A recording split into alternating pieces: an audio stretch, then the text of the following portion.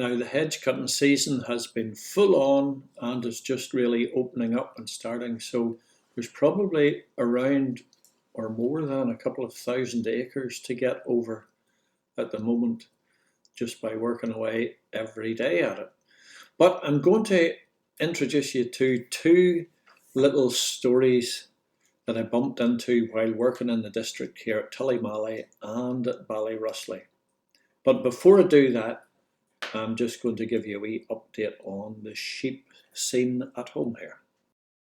Now the rams have been in with the sheep and most of them are pregnant here. The mark on their bum, that is telling us that the ram has done the job and that they are in lamb, if they hold. So there's about 100 sheep here. You can see the three different colours. So if you don't understand what the colours are in the sheep, the first week we put a yellow marker in the ram.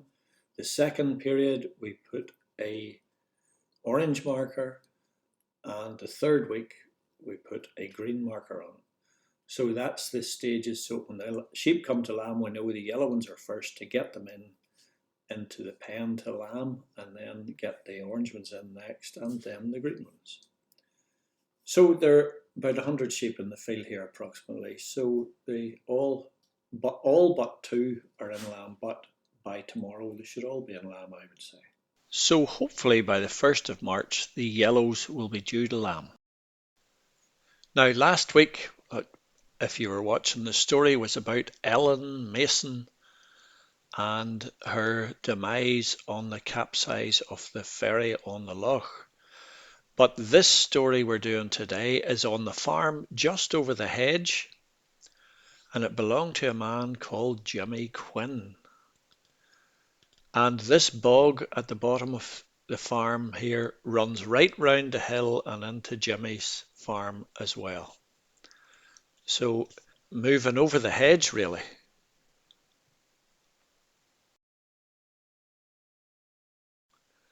Now this story was related to me years ago and I've forgotten who even told me it, but it was a farmer anyway. And Jimmy Quinn's farm is among the trees there where the arrow's pointing. Anyway, Jimmy Quinn was draining, and I'm not sure whether it was actually Jimmy himself or the generation before, but it was in the Quinn's ownership anyway at the time. They were digging drains. Now this was with a shovel and spade, and they hit on a wooden thing when they were digging, so they dug round it a little bit and they saw it was a coffin. So they covered it up again and just took the drain on out round the corner of the coffin and on to wherever they were running it. So I'm assuming it's going down into that bog over on the right there. So that's just another one wee story of a farmer coming on a coffin buried on his farm. And I had a question mark in my mind about that. So the next little story, we're going back from the Ballyrussley Road, which that farm is on, over to the Tullymally Road.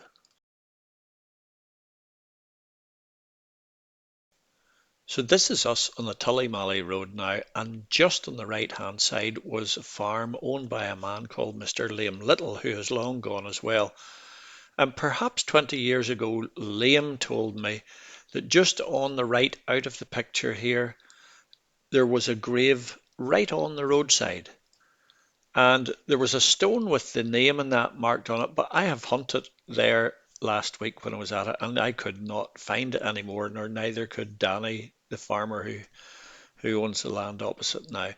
So the grave would be just directly in front of us, running parallel to the road here.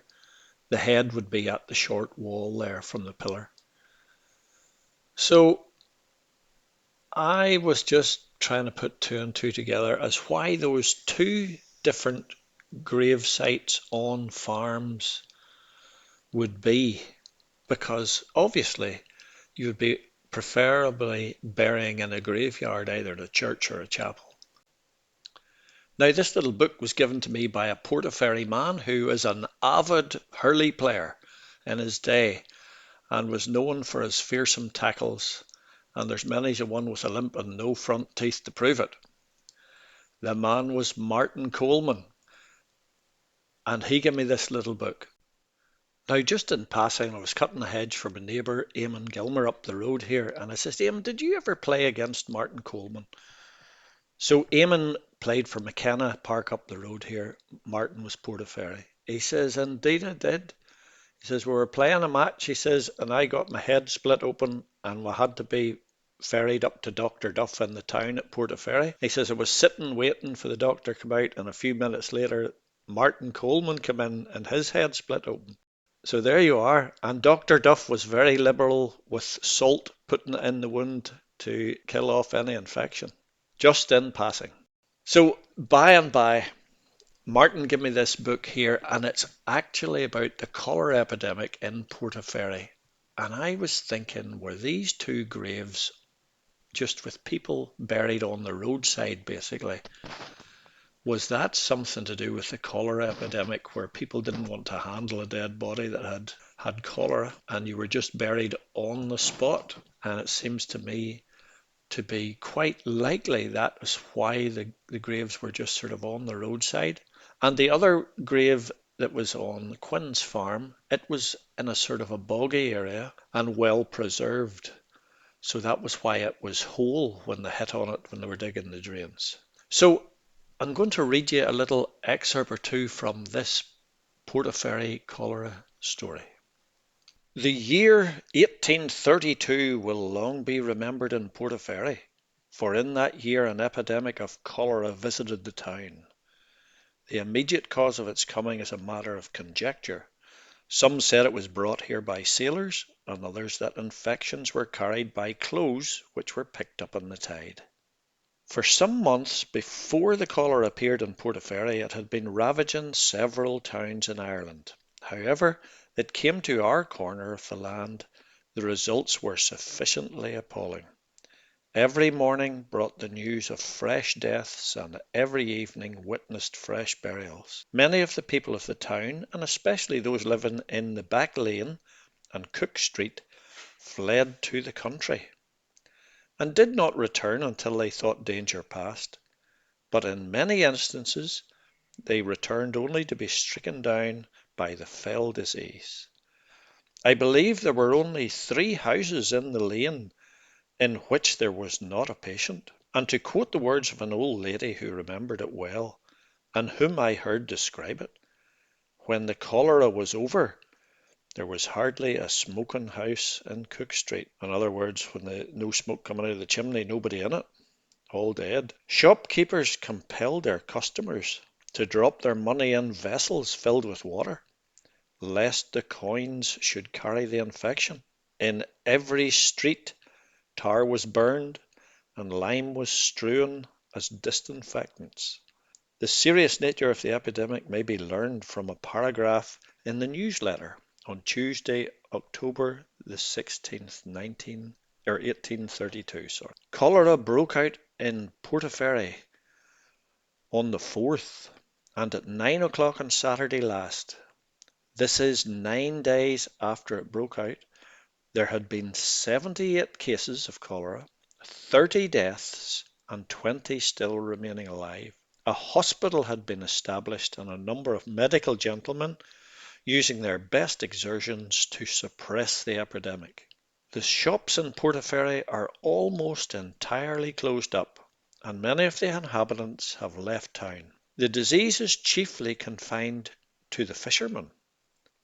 All the cases which occurred in the first week were in that part of the shore beyond Killinbray. Killinbray is just at the what's called the salt pans now, but it was in olden days the coal quay. The first person to take the disease was John Gribben. Dr. Filson was called in and pronounced the case to be cholera. Then a ferment was raised such as no one alive had witnessed in Portaferry. The news spread like wildfire over the town and country. The Board of Health at once called, and Mr. Nugent occupied the chair. Mr. Orr, who was a member of the board, offered to give a couple of houses in the Killen Row to serve as a hospital and a convalescence room. The patient Gribben was removed to hospital and died 2 hours after admission. At first there was great aversion to the hospital, but after a few days those attacked were anxious to get into it. On the Sunday following the outbreak, a resolution of the Board of Health was announced from each of the pulpits to the effect that the board did not expect the medical attendants to visit patients in their own houses, but every possible attention would be paid to them in the hospital. The first case of cholera occurred on the 4th of October and the last on the 27th of October. The epidemic lasted for 24 days. During that time, there were 123 cases of cholera and the total number of deaths was 54. Of these, 44 deaths were those of persons who lived in Cook Street. On the 8th of October, that is 4 days after the cholera broke out, a soup kitchen was established in the town and from 70 to 80 gallons of broth per day were distributed to the poor, together with a sufficient quantity of bread. So there we have it, folks. That's that little story through my eyes of the two farmers telling me about the two different burials on the roadside and on the farm. And then Martin Coleman giving me that little book with the story of the cholera epidemic in 1832. So I am putting two and two together and thinking that these two graves were victims of cholera and nobody wanted to handle them, so they were done on the farm and on the roadside. So that's it from me for another week. We'll see you next Friday, and thank you very much for listening.